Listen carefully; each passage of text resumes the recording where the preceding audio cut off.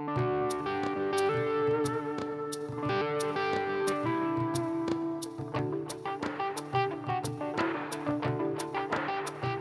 friends, welcome to Raising Lifelong Learners. I'm your host, Colleen Kessler, and this is the podcast where I encourage you to trust yourself and your differently wired kiddos as you help cultivate their curiosity, encourage them to discover the world around them, embrace who they are wired to be, all while helping them discover their passions, interests, and raise them to become the amazing adults they're meant to be.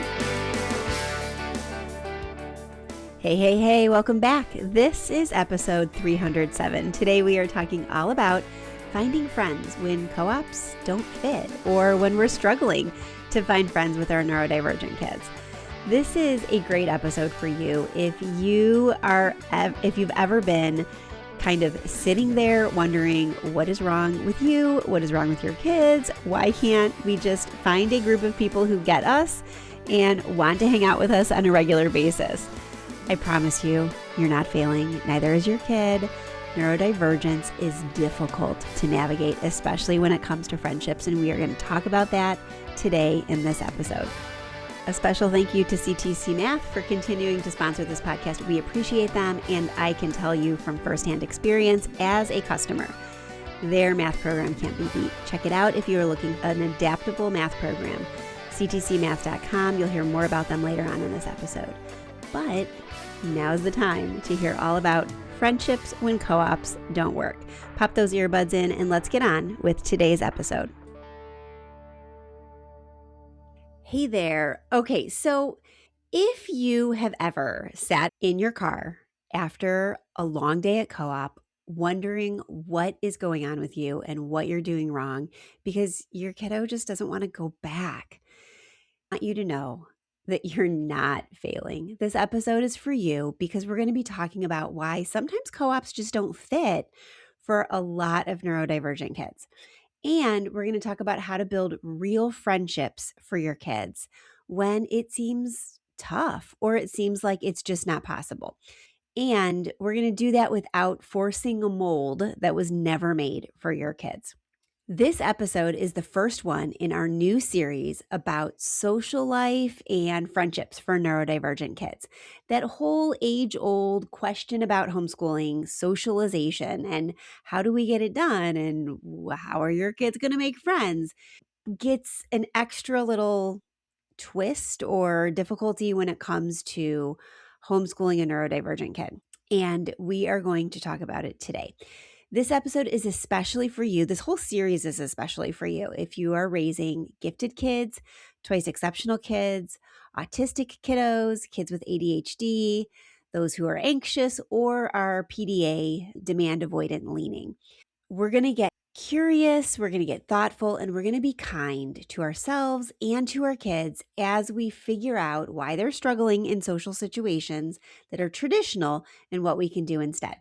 Okay, I want you to walk away from this episode with permission to stop going to a group if it's just not a fit for you.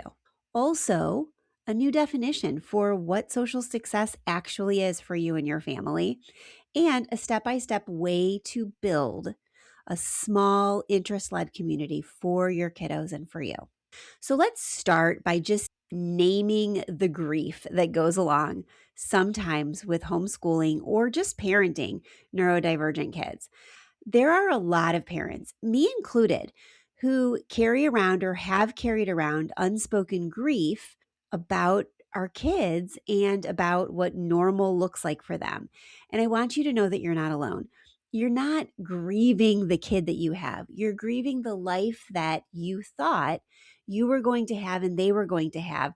Really, that easygoing, easy to make friends, easy to fit in life that most neurotypical kids have. It's natural to feel sad for yourself and for your kids when you're having a different experience. It doesn't mean you feel less about your kiddo or your parenting. It just means that things are easier for some people and they're just not easy for you. So let's talk about that. Let's realize that sometimes it feels like everybody has found their people. and that you or your kids want friends, but it just doesn't feel right and you just don't want them like this. Or you worry that you're isolating them or they're isolating themselves and something's wrong with you or them. I want you to remember that co-ops are loud, they're unpredictable, and they're socially complex. And our kids struggle in those kinds of situations. It's probably one of the reasons you're homeschooling your kiddos in the first place. And it's important to remember that when you're trying to find a place that they're going to fit. Co-ops require fast transitions. They require group compliance or group understanding and rules. There are unspoken social rules whenever you're in a big group of people, and co-ops are big groups of people. For many neurodivergent kids, that's a nervous system mismatch. It's not a social failure. And I want you to remember that because it's important that we give ourselves grace when we're trying to navigate a situation like this. Remember, if a space dysregulates your kiddo, it's not a friendship friendly environment. It's a stressor. And so we want to be true to our kids and ourselves when it comes to building social connections. So, what do social connections for our kids, especially when they're neurodivergent, really need? A social connection for neurodivergent homeschoolers grow best when there's predictability, shared interests, low pressure, clear roles, and enough space, both physical and emotional, to regulate. That's why big group settings often fail. There's too many people, there's unclear entry points, there's a high demand to perform socially, and there's little room to recover. So, friendship, remember, is about safety. It's about felt safety, not frequency, not numbers. A lot of times, our kids are going to have a really close, small group of friends or one really close friend and not be part of a big group of acquaintances. And that's okay. So, how can we do this for and with our kids? We want to introduce a small scale, interest led community to our kids. Instead of asking, how do I get my kids into a group? Let's start asking, where does my child or where do my kids already feel competent, curious, or calm? Small scale can look like one on one friendships, sibling and a friend dynamics, micro groups of maybe 2 to 4 friends or kids, and short, predictable hangouts. Interest led means that the activity or the interest is a bridge to the connection. Conversation can be optional in some situations, especially as your kids are starting to feel their way through it and find ways to fit in. And connection happens through doing. For example, maybe you have 2 kiddos who get together and they only talk while they're building Legos. The activity and the connection is happening through the activity. Or you have a shared Minecraft server with very clear rules, or a weekly art meetup with minimal instruction, but lots of dabbling in different art domains or art genres, or a nature walk with one familiar peer or another family that has a shared interest with you instead of a large group. In these types of situations, it's really good to remind yourself that the interest carries the social load. So the interest is what's helping you out and helping your kids bridge the gap from uncertainty to connection. So where do you find these types of connections? You could try a couple different co-ops. Maybe a co-op's not working for you and maybe another one will. We've tried several different over the years. We're in one right now that feels like it could be a really good fit and my kids are enjoying it. In fact, you can hear my voice is a little scratchy as I'm recording this. I've been sick this week and we had to miss our co-op day. And one of my kids was very disappointed about this, which is a great sign. It might be current classes that they're in. You might be able to find connections through there. It could be through neighbors or other kids in the area or adults even. It could be through cousins or extended family relationships, library programs. It could be through lessons, music lessons, art lessons, theater tech lessons, acting classes, robotics. Your kids might find connection through some shared interests like that. I remember way back when one of my kids had a great little group of friends when they did Lego robotics. We alternated between a couple different houses, and one of those meetups was at our house. So there was the safety of knowing the familiar environment, and then still branching out to get into other environments as well. But it was around a shared interest.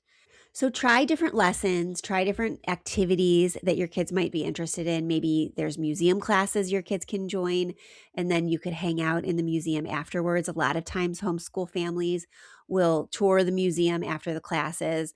When we did music lessons, all of my kids were doing music lessons and they were doing them during the day.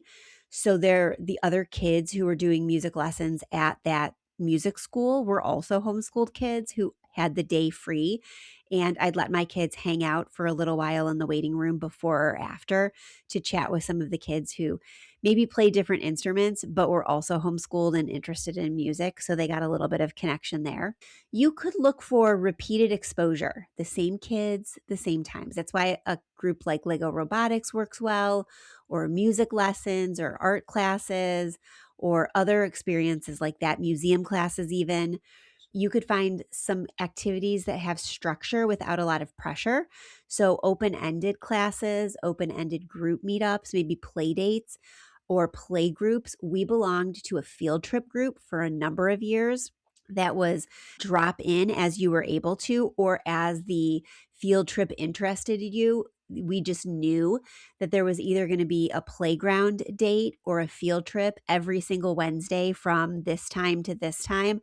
So we could leave it in our schedule. And it was loose with little structure, but the same kids over and over again. And we connected with a wonderful group of families through there. You could also try to connect with adults who share interests, but also respect differences. I've talked about it on this podcast before. My oldest was really good friends with his grandfather and his grandfather's friends, who all did model railroad building. And he would get together with them a couple times a month at my father-in-law's house, where they would build in his basement this giant model train setup. And then they'd all eat lunch together. The wives of some of the older gentlemen, they were all senior citizens. The wives would come, or they'd bring a crock pot full of food, and then they'd eat after they built for hours and hours. And my son loved this. He would sleep over at my father-in-law's house the night before, and then he'd wake up and they'd have breakfast together, and then all the train guys would come, and then they'd have lunch together after building all day. And he did train shows with them from time to time. He was really good friends with this group of older gentlemen because they had some shared experiences together. So think outside the box when it comes to finding connections for your kids. You could try some unconventional spaces. Maker spaces, maybe at the library or a local community college, are great, especially if they have something like a 3D printer that you could use, or loose kind of clubs or classes surrounding some of the technology. Maybe community theater. If your kids are interested in acting, they could join, they could audition. Or if they're not really interested in acting, but they still want to be a part of something, they could join and volunteer for the crew. Community theaters are always looking for backstage crew or building crew, so they could volunteer for that. They could also find other volunteer opportunities. If they're old enough, maybe at a food shelter or a homeless shelter or an animal shelter. They could volunteer at the library or maybe in a preschool class.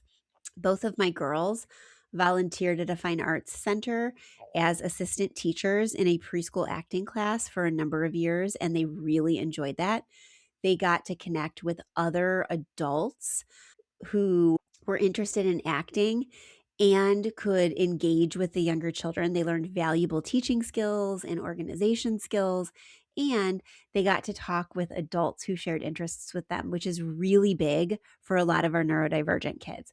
They really enjoy talking to mentors or peers who are interest-led or academic, kind of intellectual peers, not necessarily same age peers.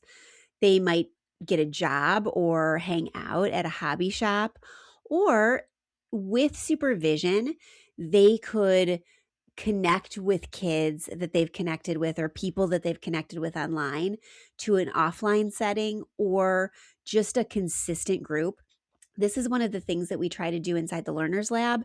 There are lots of opportunities for the kids to get together, and we're adding opportunities all the time. Right now, we have 2 clubs that meet monthly. We have a doodle club for all of those artistic kids and some of those kids who aren't very artistic but like to just get together, and maybe they are stressed and want to learn strategies like journaling and doodling for de-stressing or easing their anxiety, or they just want an excuse to get together and chat and share their doodles. We have a Lego club where kids can build different mini builds each month. We also have a tween and a teen meetup. Each of those is very loose but facilitated, and they do online challenges and play games online, and they do that twice a month. So the tweens get together twice a month and the teens get together twice a month. We also have groups for adults as bonuses where you could come ask me any question you want, pick my brain once a month. And another time during the month, we have the bonus of an occupational therapist who comes in. So you could ask occupational therapy related questions to our OT once a month. And then finally, we have 2 theme-based classes for kids, one that focuses on creative thinking and one that focuses on social and emotional learning, all related to a theme. So lots of opportunities for kids to connect online, and they can connect with parent permission offline as well, or they could get together. I know some of our kids have gotten together in writing groups. Some have gotten together in Lego challenges or in Minecraft servers and things like that, or they've played other video games together. I just ask when we're connecting online off of the Learners Lab itself that kids make sure their parents are connecting through the DM feature in the Learners Lab instead of connecting themselves. So we keep it really safe, and we talk about online safety all the time in there. But that's a really great way to get kids together with like-minded peers and others if there's not a lot of social interaction around locally. It's important to note that you're not necessarily building a friend group, because a lot of times our neurodivergent kids just don't do well in a big group, and they don't do well with lots and lots of connections. They do better with very specific and deeper friendships. So you're building friend pathways slowly and intentionally so that your kids know how to find peers that really work for them. How do you do this then? Like, how do you plan that first hangout when you're trying to get your kids together with someone maybe you've met at a museum class or in some other kind of group or online? I want you to remember these 4 things. First, the most successful hangouts are short. We're talking, especially at first, 60 to 90 minutes max, especially for our neurodivergent kids. They're also activity-based, so they're centering around an activity that your kids so they already have some buy-in. They're clearly defined, and there's an exit plan. Okay, so let's talk about math. Specifically, let's talk about finding a program that actually works for your unique homeschoolers. In our house, we've been using CTC Math for years, and even though I am so appreciative that they sponsor this podcast, I am a paying customer. I'm still a paying customer even with their sponsorship because it's just that good, and I love supporting great companies with great programs. With 2 kids still at home, both with very different learning needs, CTC Math has been the flexible and dependable solution that I keep coming back to. One of my kiddos needs more time to process math concepts, and I love that she can move through the lessons at her own pace without feeling rushed or behind. My other kiddo, he flies. He jumps straight to the end of unit tests to see what he already knows, and then we only focus on the lessons that fill the gaps. That kind of customization is gold when you're homeschooling gifted or twice exceptional kids. CTC Math gives you the access to every grade level from kindergarten through 12th grade with your subscription so that your child can accelerate, review, or jump around based on their own needs, not based on some rigid curriculum structure. And because it's video-based with clear instruction and auto-graded lessons and quizzes, it frees me up to support my kids without being chained to a textbook, teacher's manual, or whiteboard. So whether your child needs more time or is racing ahead, you can tailor it all with CTC Math. Check it out at ctcmath.com. You will see why so many homeschool families trust it. And if you've got quirky math learners like I do, I think you're going to love it. If you have any questions about CTC, like I said, we've been using it for years in our homeschool, and I encourage you to reach out and ask me any questions that you have. If you do pop over there, let them know that I sent you and let them know that you appreciate their ongoing support of homeschoolers everywhere, especially those of you here at Raising Lifelong Learners. All right, let's get back to today's episode. So your kids know how it's going to end or what they can do if they're overwhelmed. Let me give you a couple examples. You could possibly say to another parent, would your kiddo like to come over and build Lego for an hour to an hour and a half on Tuesday? We'll keep it simple, see how it goes, and see if they enjoy spending time together. And to your child, you can say, John is going to come over for an hour on Tuesday, and you guys are going to pull out your Legos and you're going to build. You don't have to talk the whole time. I'll check in with you halfway. And if you're getting overwhelmed, you can take a break. Otherwise, we can keep building and maybe have a snack. You can add in some supports, making sure there's like a timer set if you want that, or the clock is visible. You have a snack break so that your kid knows that there's time to take a break if it gets overwhelming or if it's too much.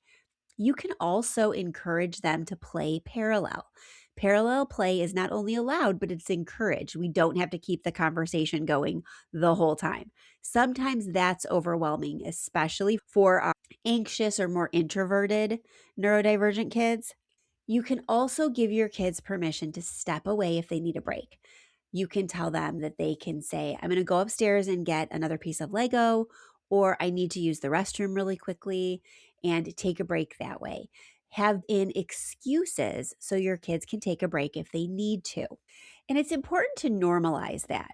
I, for one, get overwhelmed in social situations.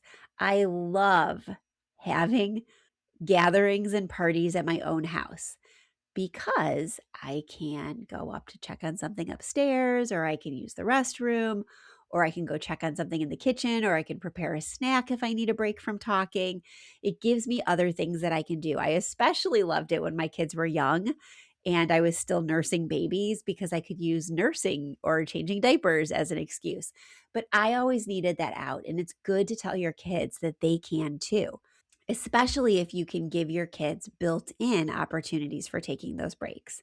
It's also important to plan those gatherings in the initial stages for short times, like that 60 to 90 minutes I talked about, because it ensures that it's more likely you'll end the play date or the get together or the hangout while it's still going well.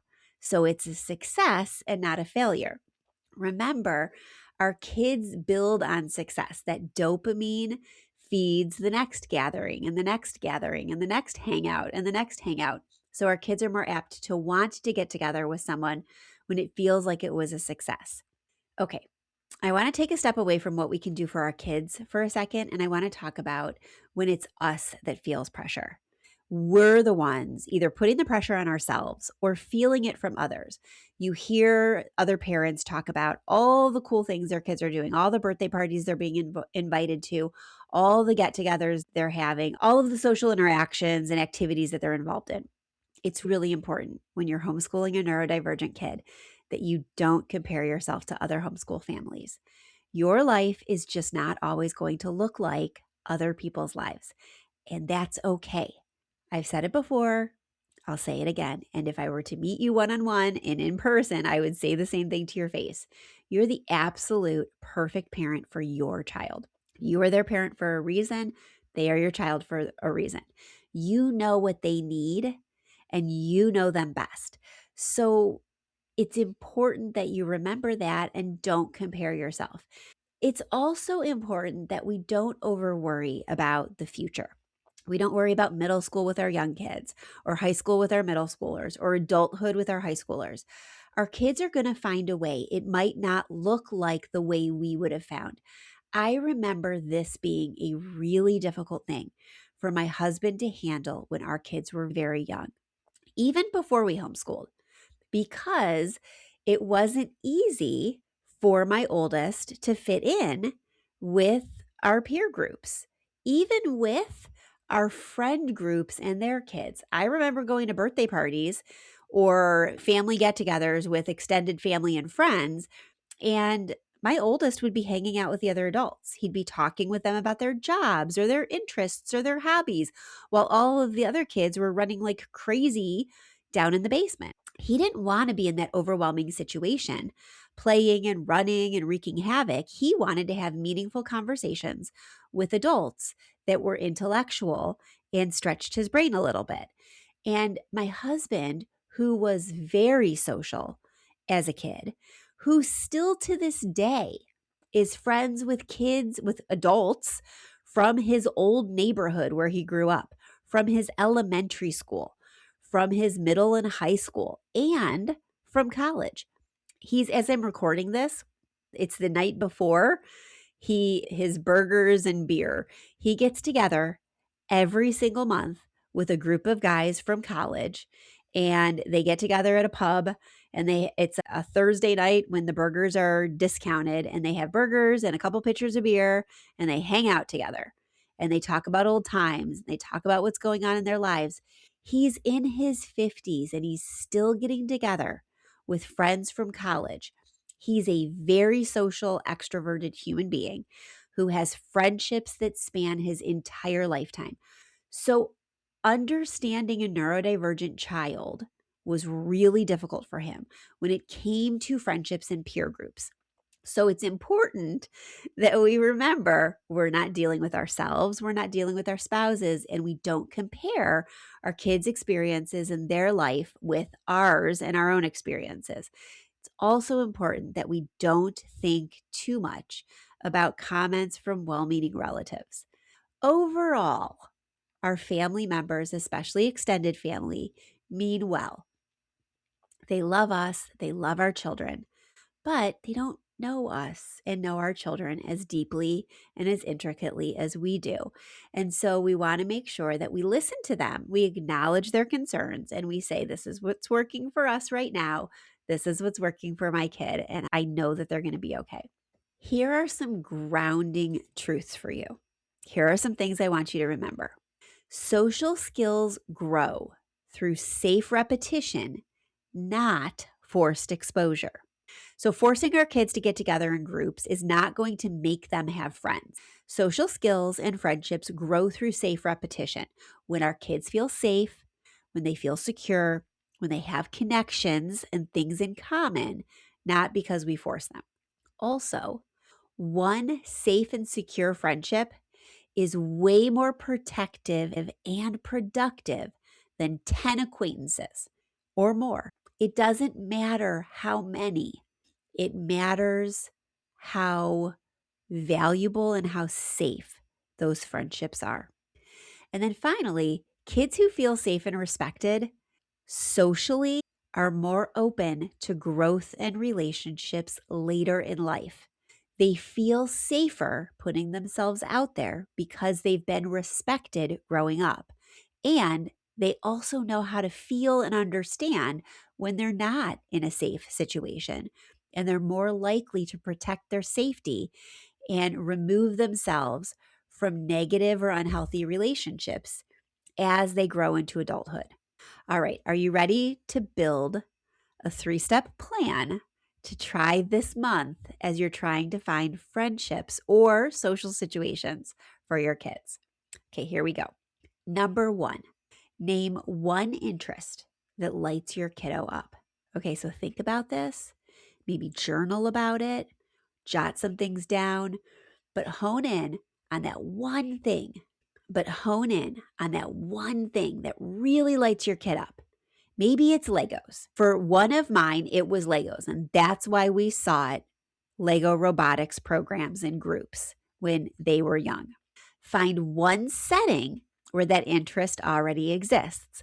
I found the first Lego League, and we found a group that was accepting new members. Again, this was a long time ago. This was with my oldest. He is now 23, and we found a group that was tied into our local school system, but open to people in the community. And we joined that group. So one interest that lights your kid up and one setting where that interest already exists. And then invite one person from that setting into a low pressure shared experience together. Stay late after a Lego first robotics meeting and build with the extra Legos for an hour. Come over on a Saturday and do some Lego stop motion animation with them. Meet up at the Lego store and hang out and experience the different exhibits together and then get lunch in the food court. That's it. Not 5 people, not 5 experiences, not forever, just one. One interest that lights your kid up, one setting where that interest already exists. Invite one person to a low pressure shared experience. Some signs that it might be working for your kid include your child asks when they'll see that person again. So they're asking about them. They're looking for more shared experiences with that person. Maybe there's less masking afterwards. They're less introverted, they're less reserved, they're more energized from the exposure and the activity. There's also a quicker recovery after the social time. They don't feel drained, they're not acting out, they're not overwhelmed, they're recovering more quickly, and they're ready to move forward.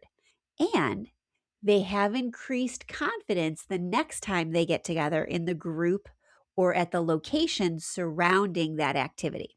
So let's talk about another example, maybe that's not like a robotics league or a team. One of my kids was very interested in science.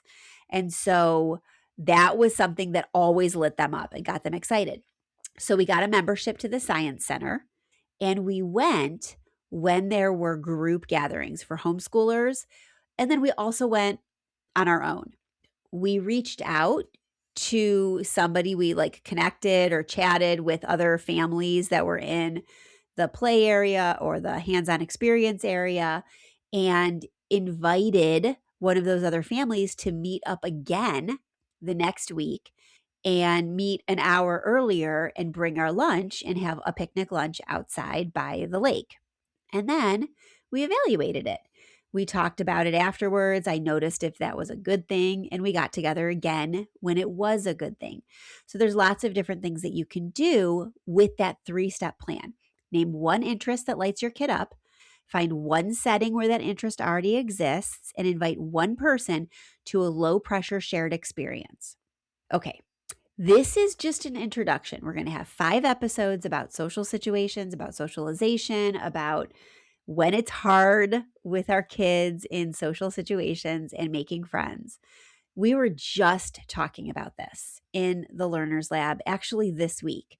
What's it like? How do we find friendships? Where do we find community? These conversations happen all the time in there in our forums. And then there's also shared opportunities for you inside the lab. I would encourage you to give it a try. You can sign up for just a month. If you love it, you can adjust your membership to a year where you save a little bit of money and you get some bonus perks, or you could just continue going month to month. But join us in the Learners Lab. The link is in the show notes for this episode, and you can check it out and give it a try and see if that would be a good bridge for your kids to find connections. We had a really lively class today. I'm recording this in the evening, and I taught a class, a creative thinking class today, all about naming feelings and emotional regulation. And we had so much fun in the chat. It was a great class.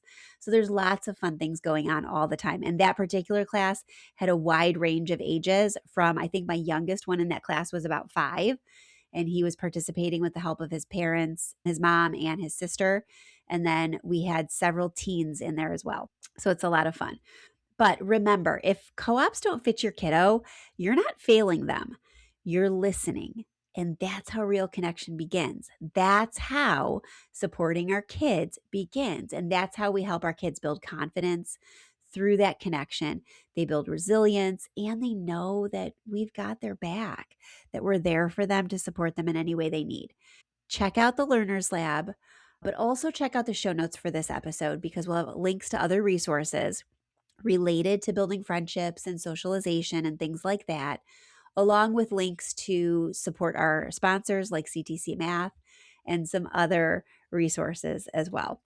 Join us next week when we talk about scripted social practice. We're going to talk about how to teach social skills to our kids without making our kids feel awkward or fake.